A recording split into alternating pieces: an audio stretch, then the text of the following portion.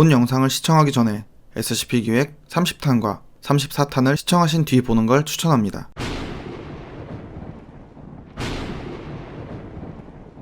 오늘도 기괴한 도서관에 오신 사서님들 환영합니다. 세상에는 다양한 장소가 있고 출입을 제한하는 곳이 있습니다. 그리고 위험한 장소를 조사하기 위해 위협을 무릅쓰고 가야 될 경우가 있습니다. 오늘 이야기해드릴 내용은 어느 장소와 어느 요원에 대한 이야기입니다.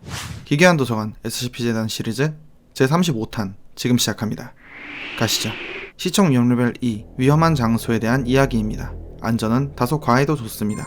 일련 번호 SCP-1619 격리 등급 유클리드 별명 제45C 기지 24층 SCP-1619는 SCP-재단의 지하기지 중 제45C 기지 지하 24층에 영향을 미치고 있는 현상을 말합니다.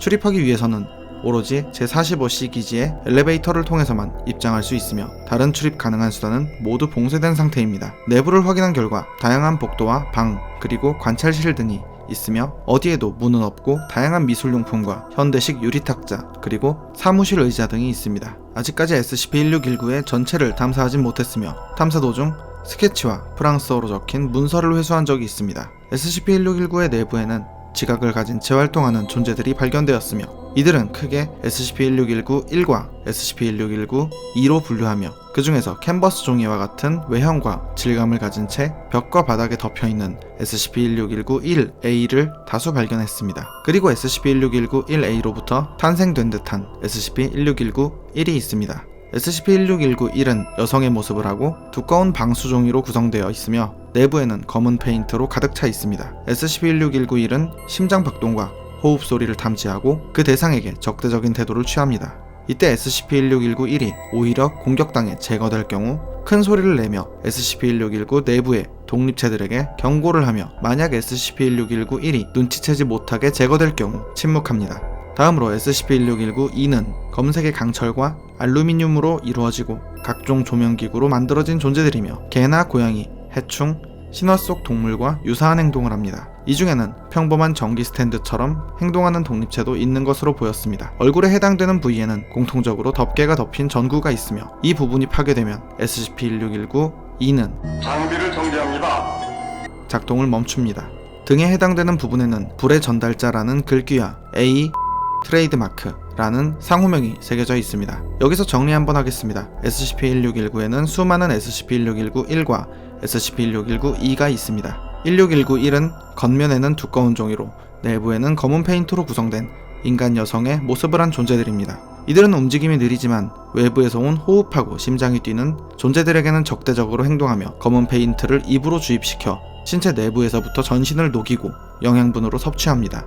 그 후 피해자가 사망한 장소에는 피해자와 관련이 있는 캐리커처가 남아있게 됩니다. 그러나 SCP-1619-2는 호흡도 심장도 뛰지 않기에 적대적으로 대하지 않으며 오히려 SCP-1619-1은 SCP-1619-2에게 사냥당하는 입장입니다. SCP-1619-2는 조명기구로 구성된 채 특정 동물처럼 행동하고 이 중에는 SCP-1619-1과 다른 SCP-1619-2를 공격하는 존재들은 SCP-1619-2A라고 합니다. 게다가 유독 SCP-1619-1에게만 공격적인 태도를 보이는 존재를 SCP-1619-2B라고 합니다.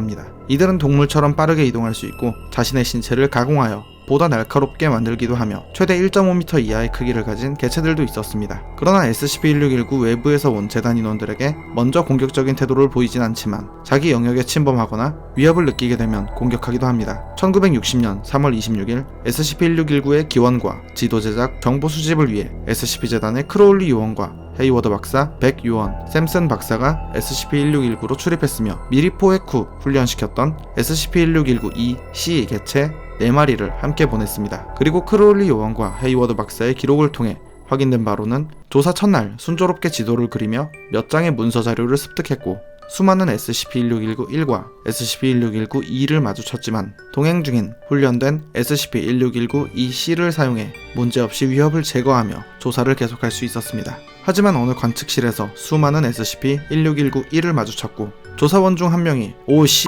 이라고 말해버리자 SCP-1619-1은 조사원들을 향해 접근하기 시작했습니다. 조사원들은 달리고 또 달리며 도망쳤습니다. 그로부터 12일이 지났습니다. 바리게이트를 세우고 SCP-1619 일들이 떠나가길 기다렸지만 오히려 조사원들이 바리게이트를 치우길 가만히 기다렸습니다. 우여곡절 끝에 크로울리 요원의 계획대로 SCP-1619 1로부터 도주할 수 있었습니다. 그러나 조사원 중 100요원이 붙잡혔고 헤이워드 박사가 구출했을 땐 100요원은 이미 검은 페인트가 물든 채 가슴 통증을 호소하고 있었습니다. 그렇게 100요원은 결국 사망했고 100요원이 지니고 있던 지도 자료와 식량을 잃게 되었습니다.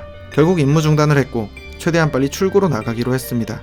그런데 얼마 후 크로울리 요원이 비명을 지르며 다리를 부여잡았습니다. SCP-1619-1의 페인트가 크로울리 요원의 다리에 묻어 있었고 이미 다리가 녹아내리고 있었습니다. 점점 번지더니 팔꿈치까지 녹아내렸고 헤이워드 박사와 샘슨 박사는 어떻게든 그녀를 살리려 했고 붕대를 감고 페인트를 씻어내려 했지만 이미 상당 부분의 피가 녹아내려 가망이 없어 보였습니다. 기껏해야 남은 수명은 일주일 정도라고 했습니다. 헤이워드 박사는 크로울리 요원과 단순한 파트너 이상의 관계였다며 서로를 인간답게 만드는 관계였다 했습니다. 결국 샘슨 박사는 크로울리 요원을 고통으로부터 해방시켜주자며 헤이워드 박사가 망을 보는 사이에 그녀를 죽였습니다. 그리고 헤이워드 박사는 사망하고 액화되어가는 크로울리 요원을 곁에서 지켜봤고 샘슨 요원에게 소리치며 꺼지라 했습니다. 그 후 크로울리 요원이 사망한 자리에는 그림이 나타났고 실험복을 입은 사람들에게 둘러싸인 크로울리 요원이 어쿠스틱 기타를 연주하는 헤이워드 박사에게 건배하는 모습이었습니다. 그걸 본 헤이워드 박사는 복잡한 감정이 샘솟았고 이후 SCP-1619를 탈출하기 위해 방황했지만 지도도 식량도 없었기에 지쳐갔습니다. 그런데 헤이워드 박사는 웬 사람을 만났고 그 사람은 자신이 A라고 밝히며 이 공간 곳곳에 이름이 새겨진 그 인물이라 했습니다. A는 헤이워드 박사가 나갈 수 있도록 도와주고 식량을 줄 테니 자신을 죽여달라 부탁했고 결국 부탁을 수락하여 헤이워드 박사는 SCP-1619에서 탈출할 수 있었습니다. 그러나 아직까지도 샘슨 박사는 실종 상태입니다. 이렇게 헤이워드 박사와 크로울리 요원의 기록은 끝났습니다. 그런데 SCP-1619 관련 기록 중 변칙 개체 샵00553에 대한 자료가 확인됐습니다. 에너지 위기에 대처하기 위해 무한 에너지를 개발하던 박사가 만든 전구였습니다. 그리고 그 전구에서 유래된 것이 SCP-1619라고 추측되고 있습니다. 기묘한 존재들이 있는 공간 SCP-1619 그리고 조사를 위해 목숨을 잃게 된 크로울리 요원 이제 편히 쉬길 바랍니다. 시청 위험 레벨 2 헬로키티를 보고 토끼 공포증에 시달린다면 시청에 유의하세요. 일련 번호 SCP-2792 격리 등급 유클리드 별명 사라 눈토끼 SCP-2792는 SCP-2792-1과 SCP-2792-2를 통틀어 말합니다. 먼저 SCP-2792-1은 어쩐지 낯익은 모습의 토끼 인형입니다. 게다가 인형의 신부 체온은 대략 영하 210도이며 SCP-2792-2가 내부에 있을 땐 시속 4km의 속도로 이동할 수 있습니다. SCP-2792의 주변 온도는 영하 45도까지 떨어지고 격리되지 않았을 경우엔 반경 72km까지 영향을 미치며 눈보라가 몰아칩니다. 다음으로 SCP-2792-2는 앞서 소개했던 SCP-1619 조사 중 사망했던 사라 크로울리 요원입니다. 현재의 모습은 SCP-1903 제키의 비밀에 감염된 사람과 같은 1단계 상태의 모습이며 벽이나 단단한 물체를 통과할 수 있지만 물질적인 존재인 것처럼 행동하는 준물질적 독립체 상태입니다. 근력이나 체력은 사망하기 전에 크로울리 요원보다 월등히 증가했으며 SCP-2792-1에 빙의하듯 머물 수 있었고 마치 살아있는 인형처럼 자유자재로 움직일 수 있었습니다. SCP-2792-1과 SCP-2792-2는 서로 5m 이상 떨어질 수 없으며 만약 떨어지게 되면 SCP-2792-2는 사라진 뒤 SCP-2792-1에 머무는 상태로 나타나게 됩니다. SCP-2792가 최초 발견된 건 2000년 12월 20일 모하비 사막에서 대규모 눈보라가 발생되는 것으로 확인됐습니다. 인근에서 요주의 단체 중 하나이자 과학연구 및 개발 사업을 중점적으로 하는 영리복합 사기업 사단법인 프로메테우스 연구소에서 제조된 밀폐용기 근처에서 SCP-2792가 발견됐습니다. 이후 재단에서는 SCP-2792를 격리하고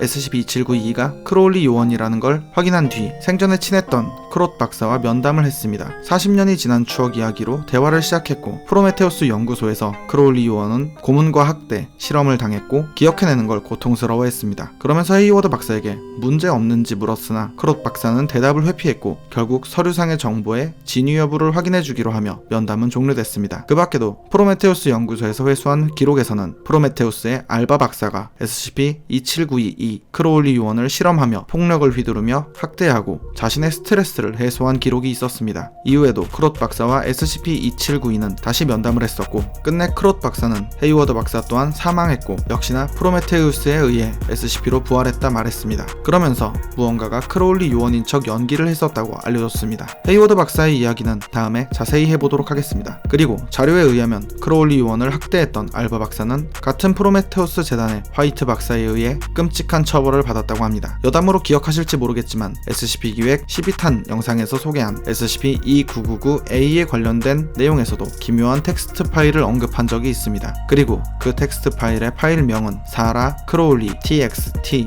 였습니다. SCP-2999A는 사라 크로울리 요원인 걸까요? 아니면 사라 크로울리 요원의 기억을 복제한 존재인 걸까요? 판단은 여러분께 맡기겠습니다. 오늘 이야기는 여기까지입니다. 다음에도 더욱 기괴하고 재밌는 이야기로 찾아오겠습니다. 시청해주셔서 감사합니다.